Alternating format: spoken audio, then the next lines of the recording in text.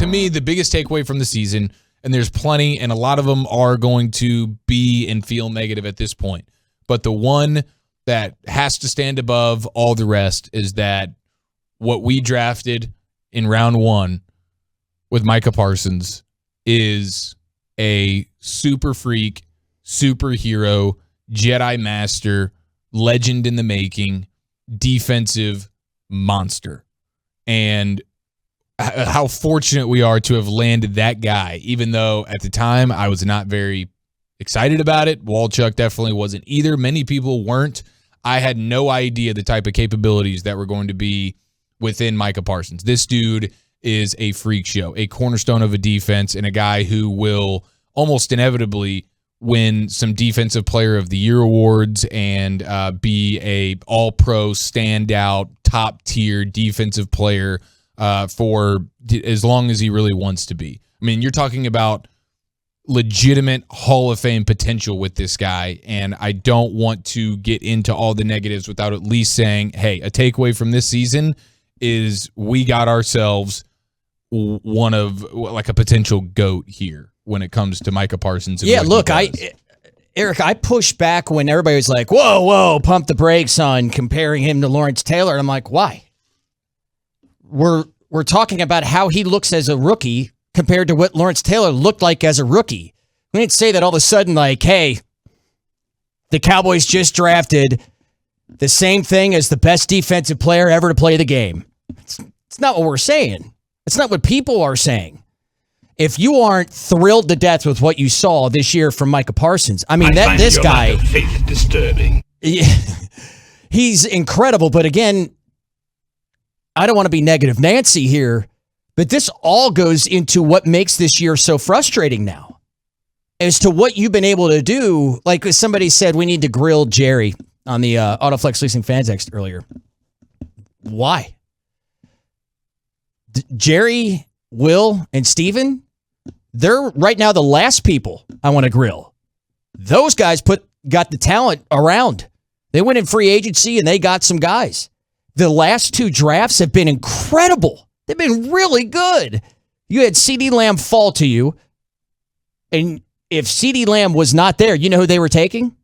Trayvon Diggs. And they should have taken, at this point, it feels like they probably should have taken Justin Jefferson.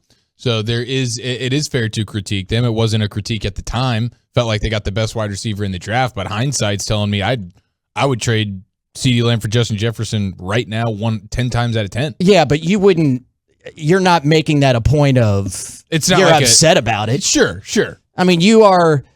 No, I'm less upset about what they did with the players. Like the offseason. The product on the field is what the problem is. Because this team what superlatives do you want to throw at it? I mean, they're the 6th team since the merger to lead the NFL in points and in takeaways. They had an all-time, I was looking back to find out how many of the teams that did what the Cowboys had done offensively in the season were bounced early in the playoffs. And I had a tweet about it, but I think Rick Gosselin had a tidier one that basically said you had only 2 teams that had scored over 500 points in a season get bounced in the first round of the playoffs or the first game. That's because the total raw numbers of points was absolute fraud numbers. Like you got a 50 burger against the JV backup Eagles team who had no care in the points game. In the NFL are never fraudulent. Yards can be fraudulent. You get your butt in the end zone, that is legitimate. These are pro teams. And even though you're going to have weaker teams on the schedule, you cannot convince me in any way whatsoever that the talent level on this team is not as good as anybody else in the league top to bottom. You can't do it. And they got punked at home. Now, San Francisco, we could say, it's a bad matchup. San Francisco we can all look at them as a bad matchup with anybody because of how physical they are, I mean, you think that they're singing woo, we got San Francisco now in Green Bay? No, but I bet they're confident because they know they're a better team. And that's, again, why it comes back to me being so disappointed. Yeah.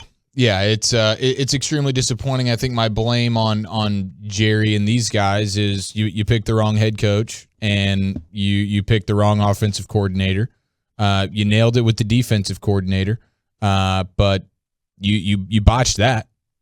Yeah, that's 100% on you. I think it's difficult with. I wouldn't argue with you on the Mike McCarthy thing. I would say that it's difficult for me to figure out because I think there's so much that we don't see as to what he does because of the fact in the COVID world that we live in that we're not, we don't have the Bobby Belts of the world aren't able to see as much of the team and practice and things like that than we had used to.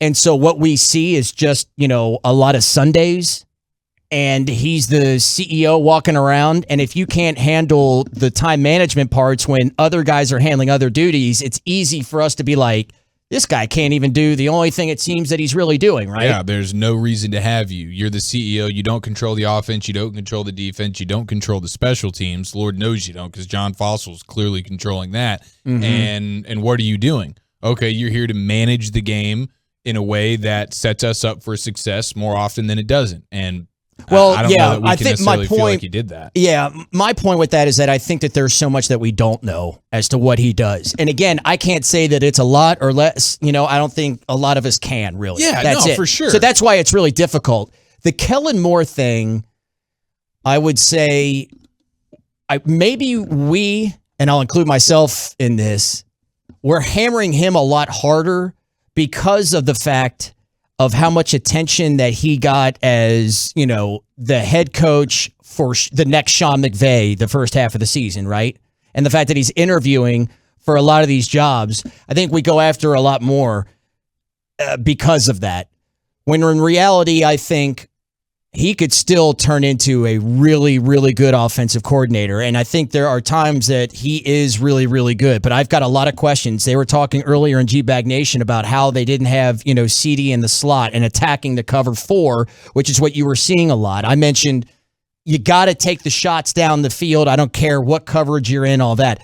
They should have had a better game plan than what they did going in. And I think a lot of that is on Kellen Moore. But I do think that this is also year 3? Yeah, this is his third year being the lead guy calling the plays. But we're just so used to it, the ascension happening so much faster for these other guys, right? Yeah, well, because it did happen for him. And with Kellen Moore, it's like Jerry Jones doesn't want to have a coach learning on the job like he had with Jason Garrett, but he's clearly fine with having an offensive coordinator learning on the job. Kellen Moore should be a quarterback's coach. Kellen Moore should be a wide receivers coach or something. He should not be an offensive coordinator at this point. If he wasn't, he would be somewhere. And I think that's why they would be where regretful of it. And I hope to God the interview he just concluded in Minnesota, I hope he wowed their faces off in a way that has them begging him to come be their head coach, because that would be a much larger Cowboy victory than it would be a Vikings victory. But there's not a shot in hell any team is going to offer Kellen Moore to be their head coach. And so, unfortunately, we are going to still have Kellen Moore being our offensive coordinator for this upcoming season. And I will lament that until proven otherwise. But he has done nothing to make me feel like, oh, this guy's good. What's the biggest letdown for you this year? The offense. Second half of the season offense. That's without question. I can't even put my finger on it. I can't. I've been thinking about it since Sunday. I go, part of it was Dak and the way he played because of how he was progressing, right? And then that just halted, really, it seemed like with the calf thing, right? Yeah. And I don't know if it was the calf thing. I'm just saying timing-wise, since then, he was like on this trajectory coming from where it was beginning of last year to the end of, the season before. And it was just this steady up. And then it just went like Denver. Yeah. That's where I felt it.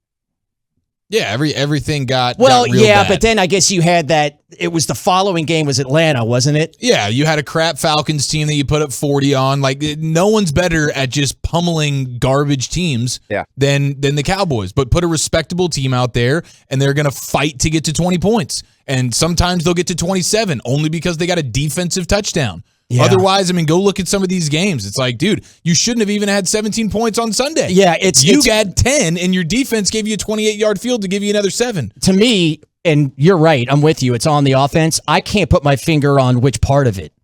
Like, is it more disappointing with Kellen and the way that, the games, were called and the system or lack thereof, as opposed to just having plays? That element of it, Dak's play, the offensive line, I can't figure out which one I'm more disappointed in. I think for me personally, it's probably Dak, even though I'm not jumping ship off the Dak bandwagon. No, but I believe, got questions. Yeah, I believe that he was going to win the MVP this season. I thought he was going to coming into the year.